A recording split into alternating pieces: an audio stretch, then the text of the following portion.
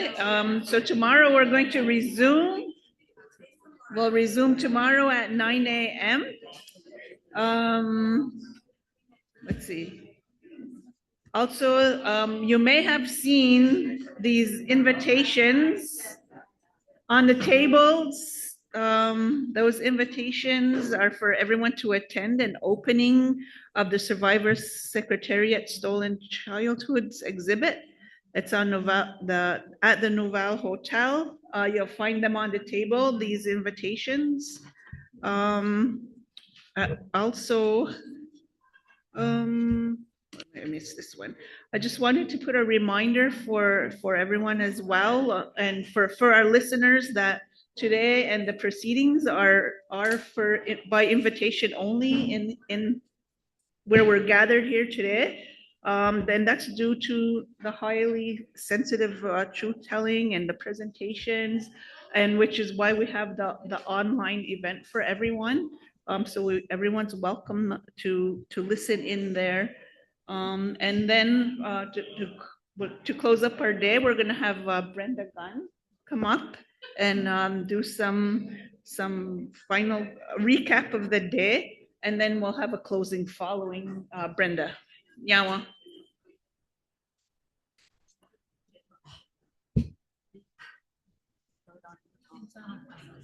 They need to change their speakers because there's sensors that we need one this.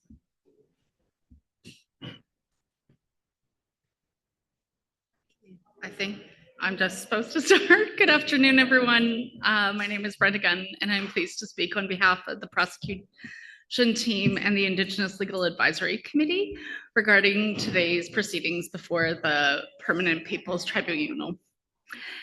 As we know, today's hearing focused on evidence related to systemic failures for justice, and we heard testimony from the wonderful Kimberly Murray, whose evidence contributes to the broader evidentiary record concerning her work with the Truth and Reconciliation Commission and as the Independent Special Interlocutor for Missing Children and Unmarked Graves and Burial Sites associated with Indian schools.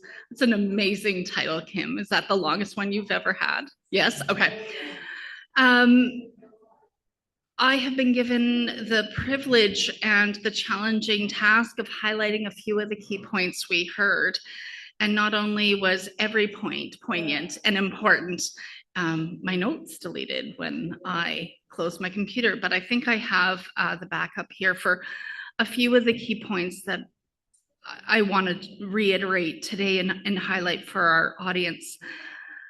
I think one of the things that first stood out to me was one of your very first comments around the term that we use so often in Canada around missing children, and that this really fails to recognize and name the state responsibility for disappearing children. That these children did not go missing by choice, but that they were enforceably disappeared at the hands of the state. And in fact, it was state law that was disappearing these children. And that families who tried to protect their children from being sent to these institutions were put in jail or denied the necessities of life. And that Canada not only has done this in the past, but continues to violate the rights of children and their families by failing to address what has happened.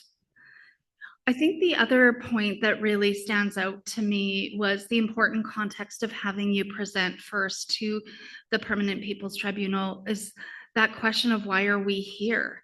I think there is in Canada a sense that we already have heard so much and done so much through the Truth and Reconciliation, through the National Inquiry, through the Office of the Special Interlocutor.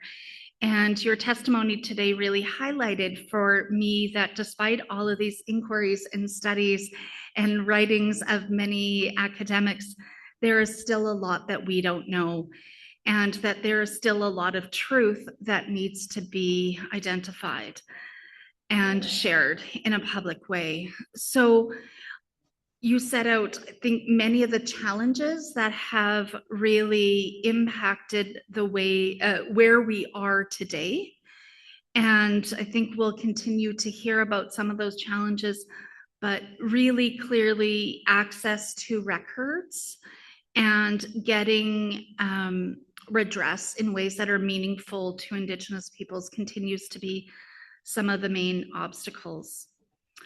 I think one or two further points that really stood out to me was the way in which you set out the stage for the interconnection between the disappearing of children at residential schools and other institutions and systems that exist within Canada.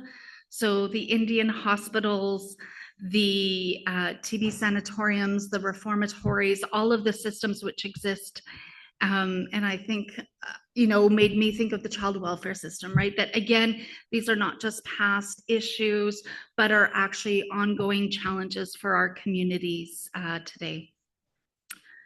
I think perhaps one or two final points that I would really, I think that I will take with me is that it is very clear looking at the record and having talked to survivors that there was very set policy around Canada's failure to return children home, whether that be children once they were completed in the institutions and graduated out, or whether children passed away at institutions of the residential school or related.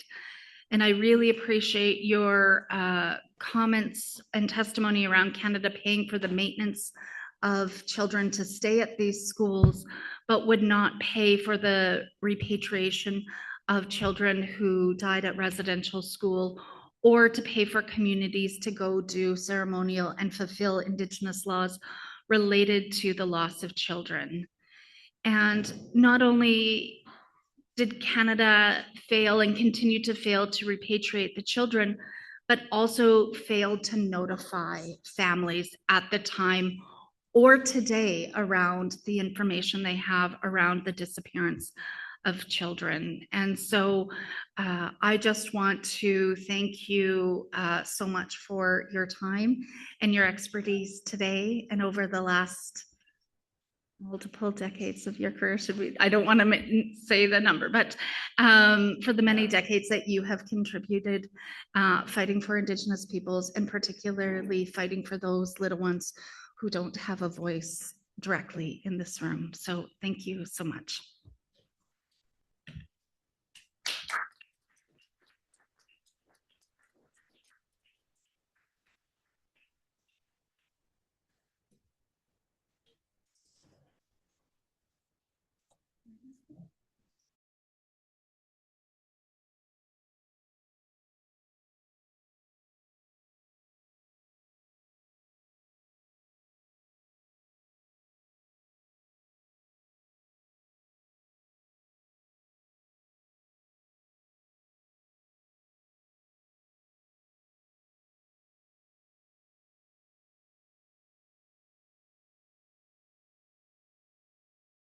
Who are listening online, we began by opening with a sacred fire and with our medicines and with calling on Creator and all of creation to guide us and help us in this journey of learning together, and to learn to develop new minds. And they're not new minds, they're old minds, minds that our ancestors carried. And that knowledge, it still exists in many places around Mother Earth. And we're grateful for that, because this is what we're calling on now. We recognize that this gathering is not just about creating those good minds that our ancestors carried, but we called on bringing those minds together as one.